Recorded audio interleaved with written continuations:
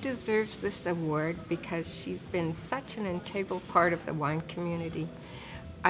Quite often I think, what hasn't she done? Wow, I would have to say with Barb, she's the one that really kind of opened my palate up to wine. She should be recognized as a SIP because, not because she's done the job so much, but the manner in which she does the job, which I admire. Absolutely enthusiastic, crazy smart, professional, insatiably curious person about wine. She's a great ambassador for Vancouver and the British Columbia wine industry. She really deserves it. I mean, it's rare that you get to say that somebody really, really deserves it, and she does.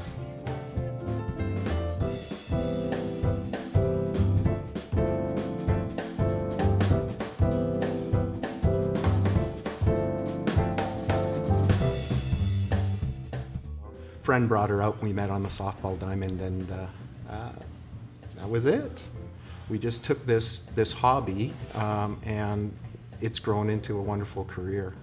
We just enjoyed drinking, and then it grew from there that we didn't want to become the people that knew 3 terms about wine. So we, quite early on, started taking classes, and then we traveled around local areas, Washington, Okanagan, California.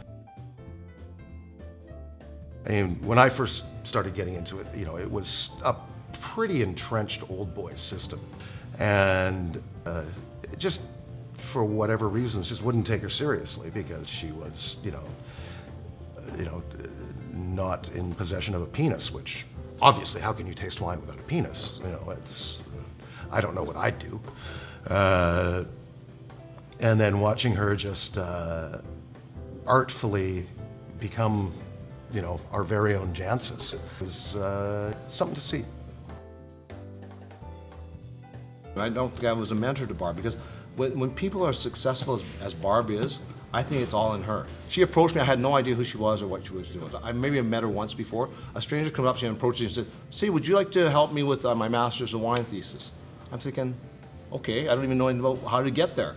So she said, I wanted to choose a subject. I wanted to do, and this is a lady who teaches about mostly imported wines, right? My subject I've chosen is should Pinot Blanc be in the featured varietal for British Columbia wines? Now the water's under the bridge, Pinot Blanc is passé, but Pinot Gris is the hot item. So pretty close. Barb took the Master of Wine for only one reason, and that was because she could not take the Master of Wine. It was our life, our work, our pleasure was all one and the same thing. Of course, she was incredibly busy. She was working basically 7 days a week while she was doing her MW. She was working at the Fish House all week, and then she would fly to the US to teach wine classes in Denver and Austin on the weekend and come back. So she was very, very busy, but it was super exciting to be able to go through the process together. We're lucky that we found that special thing that just consumes our entire life. She's such a fantastic colleague. She's inspiring, she's a great mentor, and she ensures that you're thriving and enjoying yourself as well. She would come into the kitchen and she'd be like, "Oh, chef, you got some time? I've opened up a great bottle of wine in the office." Always drinking wine with Barb. What I love about Barb is that she's always game for anything. So she trusted me to book where we were going to stay in Mount Etna. So I found this agriturismo that looked fantastic online. We got there and it was cold, it was rainy, and the agriturismo was nothing like it was advertised online, and the food, above all, was horrible.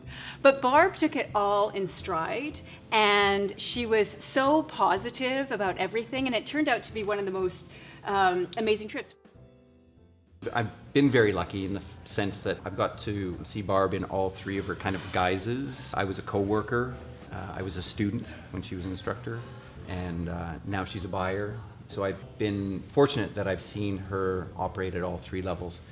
And really the most telling part about Barb for me is really how she's been through all the 3 of those things, which is she's always been Barb, gracious, humble, kind, intelligent, fantastic.